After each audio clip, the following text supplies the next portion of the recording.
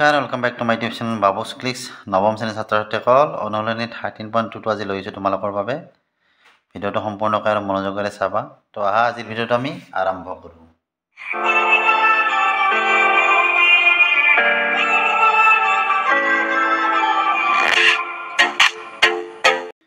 তো 1 নম্বৰত কি দিয়া আছে যে 14 সেন্টিমিটাৰ উচ্চতাৰ লম্ব বৃত্তাকাৰ চুঙা এটাৰ বক্ৰপৃষ্ঠৰ কালি 88 বৰ্গ সেন্টিমিটাৰ। চুঙাটোৰ ভূমিৰ ব্যাস নিৰ্ণয় কৰা। আমাক কি দিয়া আছে যে চুঙা এটাৰ উচ্চতা দিয়া আছে 14 সেন্টিমিটাৰ আৰু বক্ৰপৃষ্ঠৰ কালিটো আমাক দিয়া আছে। তাৰে পৰা আমাক কি নিৰ্ণয় কৰিব দিছে? ভূমিৰ ব্যাসটো নিৰ্ণয় কৰিব দিছে। তো আমাক দিয়া আছে কি উচ্চতা দিয়া আছে h সমান কিমান 14 সেন্টিমিটাৰ আৰু চুঙাটোৰ বক্ৰপৃষ্ঠৰ কালি দিয়া আছে 88 সেন্টিমিটাৰ, অৰ্থাৎ সেন্টিমিটাৰ স্কয়াৰ বৰ্গ সেন্টিমিটাৰ। বুজি পাইছানে? তো আমাৰ বক্ৰপৃষ্ঠৰ কালিৰ সূত্ৰটো আমাৰ কি আছিল? 2 পাই RH। বুজি পাইছানে? সেইটো ইয়াত বহাই দিয়া। চুঙাটোৰ বক্ৰপৃষ্ঠৰ কালিৰ জেগাত আমি কি বহাই দিম? 2 পাই RH ইকুৱেল টু 88। এতিয়া মানবিলাক বহাই দিয়াচোন। 2 ইনটু কি হ'ব? পাই মানে হ'ল আমাৰ 7/22 বুলি দিয়া আছে, হয়নে? আৰু R, এই Rটোৱে আমাক কি ল'ব দিছে? উলিয়াব দিছে। তাৰমানে Rটো মানে কি ব্যাস উলিয়াব দিছে। গতিকে ব্যাস আমি যদি ব্যাসাৰ্ধ পাওঁ তেতিয়াহ'লে আমি ব্যাসটো পাম। Rটো এনেকৈ থাকিব আৰু H মানে কিমান আছে? 14 ইকুৱেল টু 88। 7ৰে 14 কেইবাৰ যাব? দুবাৰ যাব। কি হ'ল এতিয়া? 2 দুগুণ 4, 7 দুগুণ 8, 88। এইটো কি হ'ব? 2 দুগুণ 4 আৰু 2 দুগুণ 4, 44 ইনটু কি 2 ইকুৱেল কিমান? ইয়াত R2 আছে ইকুৱেল 88। বুজি পাইছানে? 2 দুগুণ 4 এইটো পূৰণ কৰিলা আৰু ইয়াৰ লগত এইখিনি পূৰণ হৈ আছিল নে? গতিকে 44 ইনটু 2 ইনটু R। Rটো বাপিনে ৰাখা, এইখিনি সপিনে পঠাই দিয়া। সপিনে পঠাইলে কি হ'ব? ওপৰত 88 হ'ব, ইপিনে পূৰণ হৈছিলে, সপিনে গ'লে কি হ'ব? হৰণ হ'ব। তো কি হ'ল? 44 দি 88 কেইবাৰ যাব? দুবাৰ যাব। 2 2 কাটা গ'ল, সমান R ইকুৱেল টু আমি কি পালোঁ? 1 পালোঁ। এতিয়া আমাক কি উলিয়াব দিছিলে? যে ভূমিৰ ব্যাস। এতেকে ভূমিৰ ব্যাস কিমান হ'ব? ভূমিৰ ব্যাস, ব্যাসাৰ্ধক দুগুণ কৰিলে ভূমিৰ ব্যাস হয়। গতিকে 1 + 1 ইকুৱেল টু কিমান হ'ব? 2 হ'ব ভূমিৰ ব্যাস। বুজি পাইছানে? কিমান হ'ব? এইটো চেণ্টিমিটাৰ আছে, গতিকে 2 চেণ্টিমিটাৰ। এনেদৰে তোমালোকে ভূমিৰ ব্যাসটো নিৰ্ণয় কৰিব পাৰিবা। তো 2 নম্বৰতে আছে এখন ধাতু পাতৰ পৰা 1 মিটাৰ উচ্চতাৰ আৰু ভূমি ব্যাস 140 সেন্টিমিটাৰ হোৱাকৈ এটা বন্ধ চুঙাকৃতিৰ টেংকি তৈয়াৰ কৰিব লাগে। ইয়াৰ বাবে কিমান বৰ্গমিটাৰ ধাতু পাত লাগিব? আমাৰ যিটো চুঙা তৈয়াৰ কৰা হ'ব সেইটো কি হ'ব? বন্ধ। গতিকে আমি ইয়াত কি ল'ব লাগিব? মুঠ পৃষ্ঠকালিটো ল'ব লাগিব। তো আমাক কি দিয়া আছে? ধাতু পাতৰ উচ্চতা h সমান 1 মিটাৰ দিয়া আছে আৰু ভূমি ব্যাস দিয়া আছে d ইকুৱেল টু 140। ইয়াৰ পৰা আমি ব্যাসাৰ্ধটো নিৰ্ণয় কৰিম। তো ভূমি ব্যাসাৰ্ধ আমাৰ কিমান হ'ব? ব্যাসাৰ্ধক R ৰে বুজায়। ব্যাসক 2ৰে যদি হৰণ কৰা কি পাবা? ব্যাসাৰ্ধ পাবা। 2ৰে হৰণ কৰিলে কিমান পাবা? 7 দুগুণ 14 0, তাৰমানে 70 সেন্টিমিটাৰ। এতিয়া আমাক যিহেতু ইয়াত কিমান বৰ্গমিটাৰ ধাতুপাত লাগিব বুলি সুধিছে, গতিকে আমি চেণ্টিমিটাৰটো কি কৰিম? আমি মিটাৰলৈকে নিম। তো 70 সেন্টিমিটাৰ তাক মিটাৰলৈকে নিলে কি হ'ব? 1ৰে হৰণ কৰা কি পাবা? 0.7 মিটাৰ পাবা। তো R সমান আমি কি পালোঁ? 0.7 মিটাৰ। এতিয়া আমাক যিহেতু কিমান বৰ্গমিটাৰ লাগিব, গতিকে আমি মুঠ পৃষ্ঠকালিটো ইয়াত নিৰ্ণয় কৰিব লাগিব। এতেকে কিমান বৰ্গমিটাৰ ধাতুপাত লাগিব? এতেকে ধাতুপাতৰ প্ৰয়োজন হ'ব বা লাগিব মুঠ পৃষ্ঠকালি ইয়াত যিমান সেইখিনি হ'ব ইয়াত ধাতুপাতৰ প্ৰয়োজন। মুঠ পৃষ্ঠকালি উলিওৱা সূত্ৰটো আমাৰ কি আছিল? 2 পাই R প্লাছ H। 2 পাই R প্লাছ H, এইটো হৈছে আমাৰ কি? মুঠ পৃষ্ঠকালি উলিওৱা সূত্ৰ। ইয়াত মানখিনি বহাই দিয়া। 2 ইনটু পাই মানে হ'ল 7/22। R মানে আমাৰ কিমান আছে? 0.7। r প্লাছ h অৰ্থাৎ 0.7 প্লাছ কি হ'ব ইয়াতে h মানে আমাৰ কিমান 1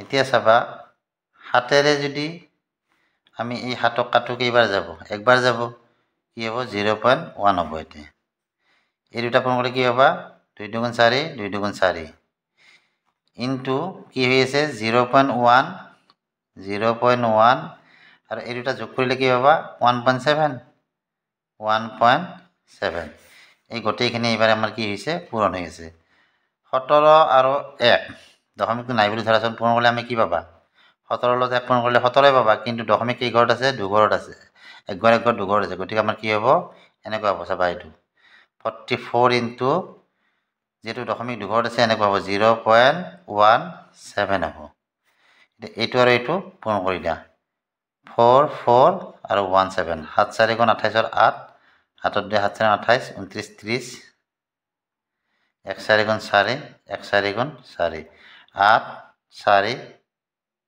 আৰু 7 দশমিক আছিল ইয়াতে দুঘৰত গতিকে দশমিক ইয়াতে পৰিব তো আমাৰ কি হ'ব আনসাৰটো 7.48 এটো কি হ'ব মিটাৰ স্কয়াৰ এখানে গোটেইখিনি মিটাৰ আছে গতিকে মিটাৰ স্কয়াৰ তো ইমানখিনি ধাতু পাতৰ প্ৰয়োজন হ'ব তো 3 নম্বৰটো আছে ধাতুৰ পাইপেডালৰ দিক 77 সেন্টিমিটাৰ ইয়াৰ কোনো এক প্ৰস্থছেদৰ অন্তব্যাস 4 সেন্টিমিটাৰ আৰু বহিব্যাস দিয়া আছে 4.4 সেন্টিমিটাৰ এটা তলৰ কথা কথা নিৰ্ণয় কৰিব পাৰিছে আমাক ভিতৰৰ বক্ৰপৃষ্ঠ কালিটো উলিয়াব পাৰিছে বাহিৰৰ বক্ৰপৃষ্ঠ কালি আৰু মুঠ পৃষ্ঠ কালিটো নিৰ্ণয় কৰিব পাৰিছে তো আমাক কি দিয়া আছে পাইপডালৰ দিক যেটো আমাৰ এইডাল পাইপডালৰ দিক যেটো বা উচ্চতা h বুলি ধৰিছো কিমান দিয়া আছে 77 সেন্টিমিটাৰ আৰু অন্তব্যাস এই যেটো ভিতৰৰ ব্যাস এইখিনি ভিতৰৰ ব্যাস এইখিনি আমাৰ কিমান দিয়া আছে 4 সেন্টিমিটাৰ ইয়াৰ পৰা আমি কি উলিয়াম অন্ত ব্যাসাৰ্ধ উলিয়াম অন্ত ব্যাসাৰ্ধটো আমি r1 বুলি ধৰিছো r1 কিমান হ'ব ব্যাসক যেতিয়া ব্যাসাৰ্ধৰে হৰণ কৰিবা 2 ৰে হৰণ কৰিবা তেতিয়া কি পাবা ব্যাসাৰ্ধ পাবা 2 ৰে হৰণ কৰিলে কি পাবা এটো 2 গতিকে 2 সেন্টিমিটাৰ হৈছে ইয়াৰ অন্ত ব্যাসাৰ্ধ আকৌ আমাক এটা বস্তু দিয়া আছে ইয়াত বহি ব্যাসাৰ্ধ মানে বহি ব্যাস দিয়া আছে বহি ব্যাস কিমান দিয়া আছে বহি ব্যাস এটো d2 বুলি ধৰা এটো d1 এটো d1 বুলি ধৰা কিমান দিয়া আছিল আমাৰ 4.4 সেন্টিমিটাৰ তে বহি ব্যাসাৰ্ধ আমাৰ কিমান হ'ব বহি ব্যাসাৰ্ধ ইয়াক r2 ৰে বুজোৱা 2 ৰে হৰণ কৰিলে কি হ'ব 2.2 সেন্টিমিটাৰ তো এইখিনি আমাৰ কি বহি ব্যাসাৰ্ধ কোনটো এইখিনি যদি ভিতৰৰ ব্যাসাৰ্ধ হয় এই বাহিৰে বাহিৰে যিখিনি আছে ইয়ালৈকে সেইখিনি হ'ব আমাৰ কি বহি ব্যাসাৰ্ধ তাৰ মানে এই চুঙাটো অলপ ডাঠ আছে আৰু ডাঠখিনি মাজৰখিনি হল অন্তব্যাসাৰ্ধ আৰু ডাঠখিনি বাহিৰৰখিনি হল বহি ব্যাসাৰ্ধ তো প্ৰথম উলিয়াব পাৰিছিল আমাৰ কি ভিতৰৰ বক্ৰপৃষ্ঠ কালি এতেকে ভিতৰৰ অৰ্থাৎ অন্ত বক্ৰপৃষ্ঠৰ কালি ভিতৰৰ বক্ৰপৃষ্ঠৰ কালি কি হ'ব ভিতৰৰ বক্ৰপৃষ্ঠৰ কালি আমাৰ twice pi rh হেনে twice pi rh মানবিলাক বহাই দা 2 into pi মানে 7/22 r মানে কি আছে অন্ত ব্যাসাৰ্ধ আমাৰ কিমান আছিল 2 আৰু কি আছে h মানে কি 77 হাতেৰে 77 কিবা যাব 11 বাৰ যাব কি পাবা এইকেটা গোটা কাটা পূৰণ হৈ আছে 2 2 4 7 2 8 2 2 4 2 2 4 44 হল এটো প্ৰথমটো আৰু 11 2 22 তো এই দুটা যদি পূৰণ কৰা 44 আৰু 22 এই দুটা পূৰণ কৰিলে কিমান পাবা 968 পাবা আৰু কি আছে সেন্টিমিটাৰ গুটে সেন্টিমিটাৰ স্কয়াৰ তো আমি কি পালো ভিতৰৰ অৰ্থাৎ অন্ত বক্ৰপৃষ্ঠৰ কাৰণে আমি কিমান পালো 968 সেন্টিমিটাৰ স্কয়াৰ এতিয়া আমি বাহিৰৰ বক্ৰপৃষ্ঠৰ কালি নিৰ্ণয় কৰিম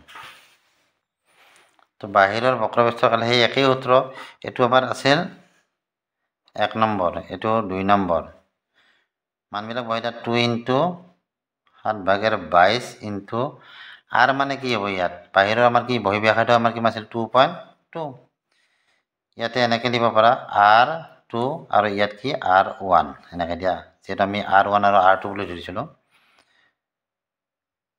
তো 7/5 আৰু R2 আমাৰ কিমান আছিল ইয়াত 2.2 H মানে কিমান 77 এই দুটা কাটি দিয়া 11 বাৰ যাব বাকি এইখিনিটো এনেকৈ থাকিল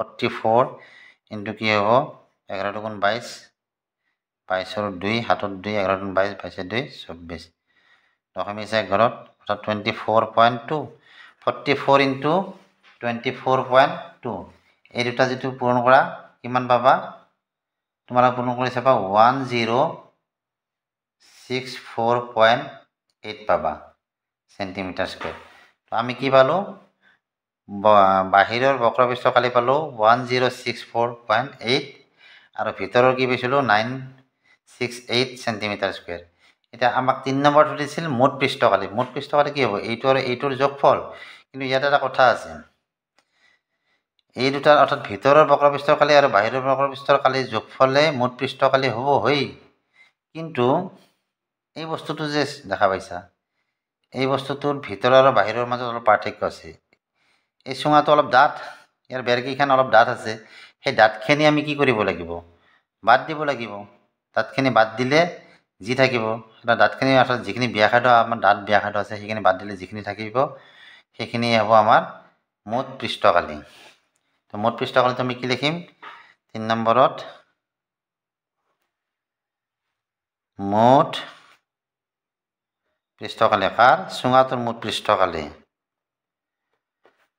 এটো কালি আৰু এটো কালি যোগফল অৰ্থাৎ এনেকুৱা twice pi r1 h plus twice pi r2 h plus মোট পৃষ্ঠকালি কি আছিল twice pi r square আছিল তে ইয়াত কি হ'ব আমাৰ twice pi আমাৰ বাহিৰৰ মানে ব্যাসাৰ্ধটো কিমান আছিল 2.2 আছিল আৰু ভিতৰৰটো কিমান আছিল আমাৰ 2 আছিল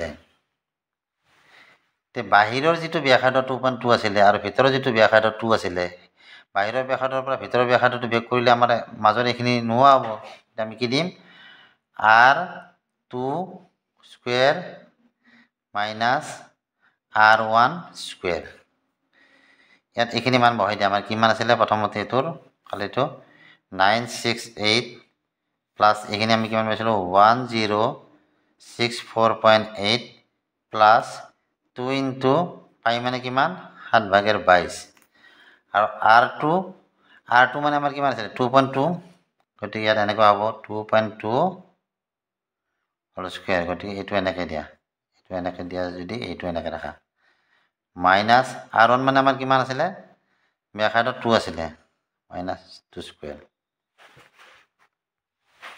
এটা এই দুটো আমি যোগ কৰি দিব পাৰো কিমান হ'ব যোগ কৰি দিলে ইয়াত দশমিক ইয়াত এটা শূন্য দিলে এটোটো 8 হ'ব 8 পয়েন্ট কি হ'ব 8 4 12 2 হাতত 1 6 6 12 1 13 3 হাতত 1 থাকিল আমাৰ 0 আৰু 9 9 1 10 0 হাতত 1 1 মানে এইটো 1 আছে এতিয়া 1 1 2 2032.8 প্লাস এখানে আছে এখানে কি আছে 2 into 22/7 2 into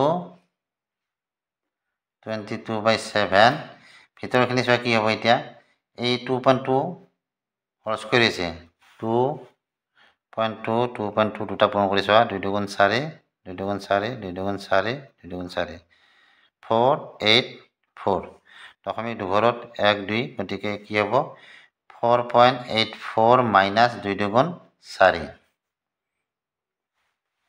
2032.8 plus 2 into 7/22 into এটো পৰা এটো বিয়োগ কৰি দা কিমান হ'ব 4.84 ৰ পৰা আমি কি বিয়োগ কৰিব লাগে 4 বিয়োগ কৰিব লাগে 4 বিয়োগ কৰিলে আমাৰ কি থাকিব 4 4 গলে 0 গতিকে 0.4 84 এতিয়া হাতেৰে ইয়াক কাটা যায় হাতেৰে একবাৰ গ'ল আৰু একবাৰ গ'লে কি থাকিল 1 থাকিল 14 7 2 গুণ 14 এনেকুৱা হ'ল 0.12 থাকিল ইয়াত 2032.8 প্লাস 22 দুগুণ 44 ইনটু 0.12 44 আৰু 0.12 পূৰণ কৰা 44 আৰু 12 12 4 গুণ 48 48 8 হাতত 4 12 4 গুণ 48 48 4 কিমান হ'ব 52 দশমিক দুঘৰৰ গতিকে ইয়াতে পাব আমি কি পালো 2032.8 প্লাস 5.28 এই দুটা যোগ কৰিলে কিমান পাবা